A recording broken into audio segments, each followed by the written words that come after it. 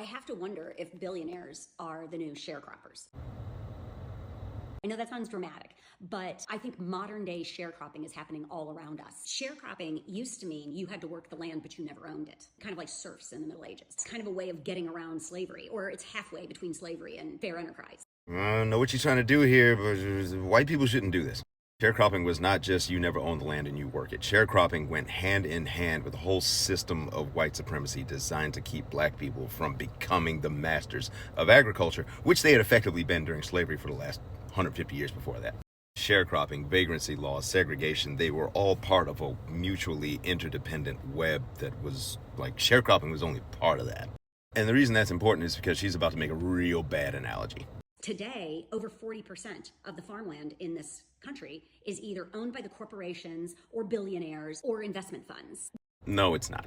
What she is citing is a USDA Economic Research Service statistic that says that 40% of farmland is not owned by its operators.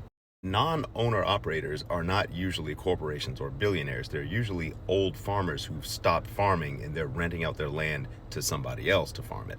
There's a right-wing conspiracy that the Chinese are buying up all of the land. They have less than 3%. It's the corporations that have 40%. Farmers, farm country, and conservatives aren't trying to get you worked up about the Chinese because they're trying to take all the farmland. It's because they're afraid of Chinese incursions into biotech intellectual property. They're afraid the Chinese are going to steal U.S. trade secrets and create the next Roundup. In the 1800s, sharecroppers not only had to pay rent for the land to the owner, but they also had to buy all of their tools and supplies from the owner. So the owner could reap the lion's share of profit while the sharecropper did virtually all of the work. What she says next is real bad. This is exactly what's happening today when we see farmers that are being forced to buy genetically modified seeds and chemicals from the same four companies that control 75% of the world's seeds. Sharecroppers were trapped because of debt that they could never get out of, like an indentured servant. They could never get out of debt to the farm owner. Well, that's exactly what's happening right now. Debt did not trap black sharecroppers onto white people's land. Violence did that. People default on debt all the time. But when you have vagrancy laws that say your black ass can be arrested and jailed if you can't prove that you have a white employer and the only employment around is working for white farm owners, that's different. Real different than what farmers are dealing with now. With the farmers being in such massive debt because the cost of this equipment, the machines and the seeds and everything. Farmers have $550 or so billion of debt offset by $4.2 trillion in assets. They end up being, and that's why farmers, if you're wondering why farmers are going bankrupt at unprecedented rates. Okay, let's contextualize this.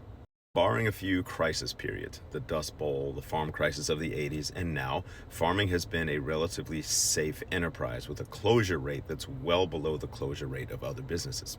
Which you would expect, because farming is a well-capitalized industry where you enjoy not only inheritances, large amounts of land, great balance sheets, but also lots and lots of federal support. So what happens during these crises, like the ones that we're having now and that most farmers absolutely voted for, is that they wind up on the same playing field as everybody else. So even with these unprecedented rates of farm bankruptcies and closures, they're still no more likely to close down than your neighborhood grocery store or laundromat or car wash. That's why it's the debt burden. Nah, this is like saying men smack their wives around because they had a bad day. No, they do it because they're bad people who had a bad day. Everybody has bad days. Similarly, all businesses have debt. I got debt. Toyota and Google have debt. What I don't have is a sense of entitlement that I should be able to keep growing row crop year after year after year after year, no matter what the market says, no matter how distorted it is, because my grandpa's grandpa grew it, and so why shouldn't I? Farmers are not victims of debt or seed companies. They're victims of their own sense of entitlement, thinking that they shouldn't have to pivot when things change. The federal government is subsidizing these farmers because all of the farmers' money is going away to the corporations. I don't have the time to explain how wrong that statement is. So effectively, isn't the federal government subsidizing the corporations? The federal government is subsidizing rich people. The corporations are rich. The farmers are rich. And meanwhile, the farmers end up barely able to eat. Even though they are providing the food to us, they're putting the food on our plate. Nah, cuz the people you're talking about mostly put the ethanol in our gas tanks that nobody ever asked for anyway. Yeah, and so back in the sharecropper days, Would you please stop talking about black people? laws were stacked against you. The laws were there to protect the farm owner, not the sharecropper, not the worker. I'm gonna say it real slow and real nice. The evil farm owners from back then, they still own the farms now.